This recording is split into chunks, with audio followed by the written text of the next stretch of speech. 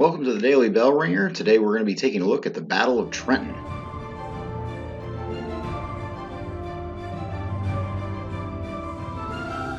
All right, the Battle of Trenton, as you can see here, the iconic scene of George Washington crossing the Delaware River is basically what leads up to the Battle of Trenton. But if we go back and take a look at, what else was going on right before Trenton, you got to remember we had that Battle of Long Island in late August of 1776, in which George Washington and the Continental Army were beaten pretty badly by General William Howe, right? And so remember, Washington was able to escape because of that fog that covered the area when he was trying to escape to Manhattan Island.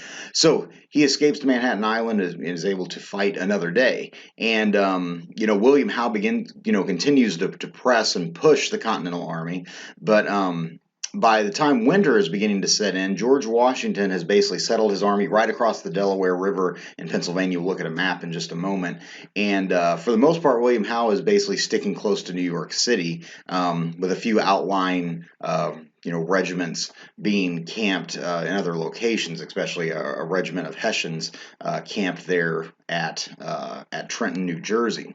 And so Washington is in desperate need of a win. All right, people are beginning to question his leadership. They're kind of like, look at how badly we got beat here at Long Island, and things were not looking good. Also, the enlistment of many of his men were coming up at the end of 1776, and he needed something to kind of say, hey, stick with us, let's keep fighting. And so he decides to attack the Hessians there at Trenton. And of course he chooses to do this on one of the most vulnerable evenings, I guess you would say. He decides to cross the Delaware on Christmas night, all right, of 1776. All right, and so if we look at this picture here of Washington crossing the Delaware, this iconic scene actually probably didn't happen quite this way. You can see George Washington standing there in the boat. Of course, the river was frozen. There was a snow/sleet kind of storm happening that night. So there's no way anybody was standing up in the boat because you did not want to fall out. So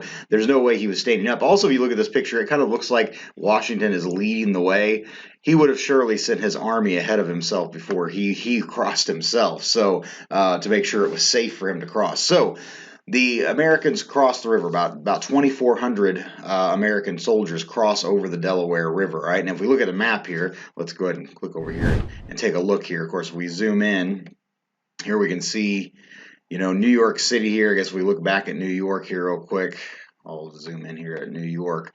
Remember, this was Staten Island. Here's where the Battle of Long Island took place. Washington crosses the Hudson River to get across over here to Manhattan Island. But by December, he has retreated over here to, here's Trenton. All right. And so if we look closer and zoom in a little bit,